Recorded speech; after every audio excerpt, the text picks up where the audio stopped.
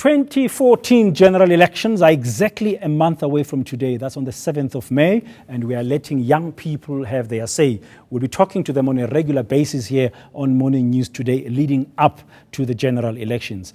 There's a perception that the youth are not interested in politics or won't be going to the polls.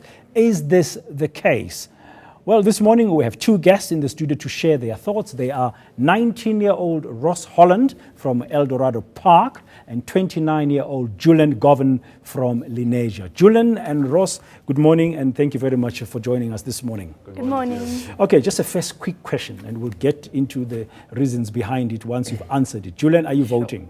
Yes, I am. Ross? No, I will not be voting. We'll find out just now why one is voting, one is not voting. Okay. This is the 20th anniversary of our democracy in South Africa. You guys are going to be voting for the first time as young adults in national general elections, okay? Yes. When you look at the country today, Jhulan, what do you see? Are you happy with the state of South Africa incorporated in 2014? At this stage, not completely. In terms of the youth, I don't think we are really taken into account that much. And I think we could do so much more as youth and as a country, everyone in the country doing more to actually play a part in democracy. What bothers you? I think it's more the underlying lack of democracy that we have, which we don't realize, we don't see. What do you mean underlying lack of democracy? We are a democratic country, but there are a lot of things which we don't see all the time. It's not brought to the surface. Can you give me examples? Such as racism, it still exists. It's still, you still notice racism in its micro forms, if you could say. So I think that we still have a lot to work on in terms of that. Okay, Ross, how do you see South Africa in 2014? Well, I don't think we're doing as well as we should be doing. Like, we got overtaken by Nigeria because they are South Africa's leading economy currently, and basically where I want to see us is being that powerhouse, not just on our continent, but on a global scale as well, to compete with countries like, your France, your USA, and your China, which is doing particularly well. Yeah, well, as a young 19-year-old, what would you want to see for South Africa to become that powerhouse that you dream about? First of all, I want to see more job creation. I want to see less poverty. I want to see more tertiary institutions. I want to see infrastructure, and I want to see less corruption, that's for sure. So in your views, Jhulan and Ross, South Africa is fine, it's democratic, it's everything, but there's still those kind of challenges. There's a bit of racism that you still live with, Jhulan. Have you had a personal experience of that? In terms of, I suppose, being Indian, there's sort of a stereotype that Indian people have everything. And I think in terms of that, I notice it a lot in universities, that people generally assume that you have more because so you still of suffer your from race. stereotypical generalizations Yes. about Indian people as a group. And Ross, do you find that in your community as well, you are discriminated against? Yes, I am, because people think that you're colored, there's a certain way you act and a certain way you think, which is not the case. Yeah, I'm just fascinated as young South Africans because, I've got 4 children and the youngest is 14, so he won't be voting, but the others are older, 29, 26, and 22. But when I look at them, they've got friends from across.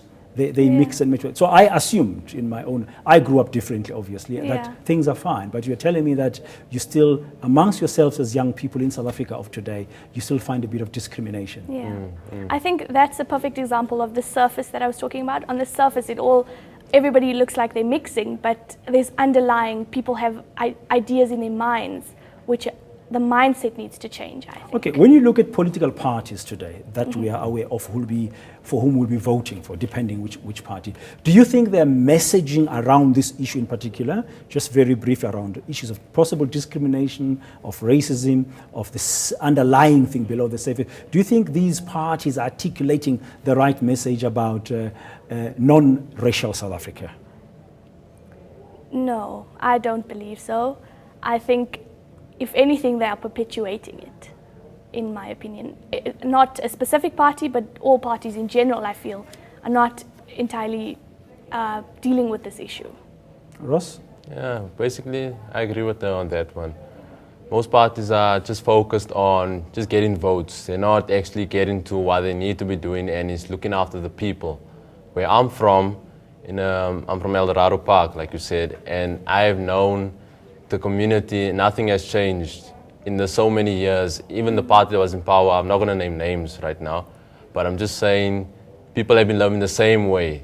People are still in poverty no matter what, and the only thing that happens near election time is, they'll come and they'll cut the grass, they'll paint the streets, and they'll put banners up as if they made some real change in the community. So okay, let's take a way forward now. You've expressed some of your current experiences. So you Ross mentioned a bit about your dream of South Africa being a powerhouse, not only on the continent of Africa but globally.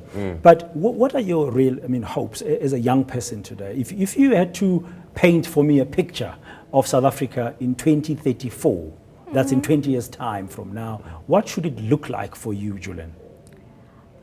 In terms of my specific problem is obviously racism.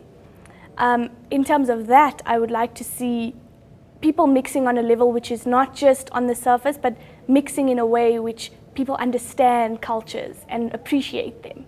And that is a big thing. In terms of education as well, I plan to have children one day. I would like my children to stay in South Africa. But I would also like them to be educated to a level where they are they are competent in every way. And that is my biggest dream. Ross? First of all, just repeat the question for me.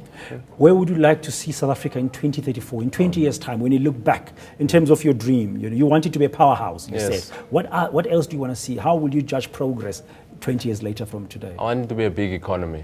South Africa, right now, we're not doing very well economically. As you can look at the indicators, we can see against the rand, the euro, and the pound, we are doing very badly. First of all, I want us to become on that level, we want to do well. And like I said previously, I want the infrastructure to improve. The quality of education has to improve as well. So in order for us to achieve that, in order for us to achieve a better South Africa, I believe it relates back to education. Okay. Ross, you said you're not going to be voting on the 7th of May. Why? No, first of all, I love that word, first of all. I'm not going to be voting because most of the parties don't appeal to me. I don't follow, nothing against them, but I don't follow the parties because when you read the news or you open up a newspaper, you just see the same old thing. It's a scandal after scandal after scandal, and I'm not with it. I want a party where I can just look and I can believe in the cause of them. I can believe that they are looking after us as a people and not just themselves.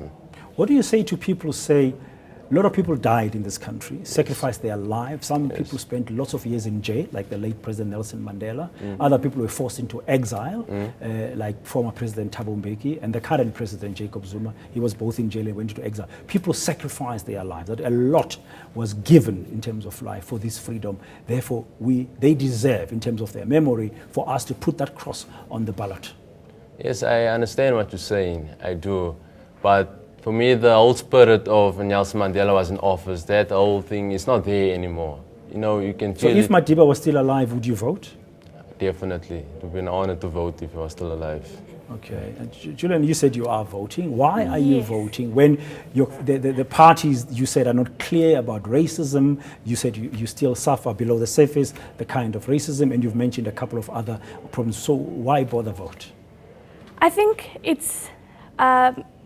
in terms of a political party, it's not the party which is the problem. It is the people within the party, certain people. And if you are a person in this country, you have to make that vote so that you are equally as responsible for your future. Because it's not just the political party which is actually in control. You are in control as much as they are in terms of making that decision to have a better future. Okay. Do you think young people today are engaged enough in the South African society to help influence the future that you guys are dreaming about? Jhulan?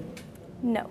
You're not? I think we don't have enough people who are passionate about what they are doing, so it's not enough to push the country forward. They're not passionate about the country, they're not passionate about what they're doing in terms of academically, they're not passionate about pushing forward, and that limits us. What are they passionate about? They're passionate about going overseas. Okay. They're passionate about leaving everything behind so that everything bad is left in the country, but everything good is gone. Instead of trying to be part of shaping the new future, they want to leave it. Is that the same sense you get, Ross, about young people's engagement today? Yes, exactly the same. Most young people, like she said, are going overseas, right? And they're not focused on working on our country, because we need the youth to engage more, especially in topics like politics and all of that, and we need the youth. Because you'll be able to shape your future yourself that you want. Final words from you in a few seconds. For any young person who's watching you guys talking, I'm not going to ask who you're going to vote for, because that happens in the secrecy of that ballot when you do it on the day. But Ross, you said you're not voting, but just a last word from you of what do you say to young people in South Africa today about what they should be doing? We should make a change. People, the older generation, should look back on the youth and say South Africa is in good hands. That's what should happen. Okay. Jhulan? I would appeal to everyone to take a deeper look at what you are actually doing or the effect you have by every action that you have. Okay, thank you very much, Jhulan, and thank you very much, Ross. That's 19-year-old, of course, Ross Holland from Eldorado Park, and 21-year-old Jhulan Govan from Lenasia, sharing their thoughts on where South Africa is today as we mark 20 years of democracy and, of course, ahead of the elections on the 7th of May. It's time in now to check in with the Weather Centre. Know more about your world. eNCA.com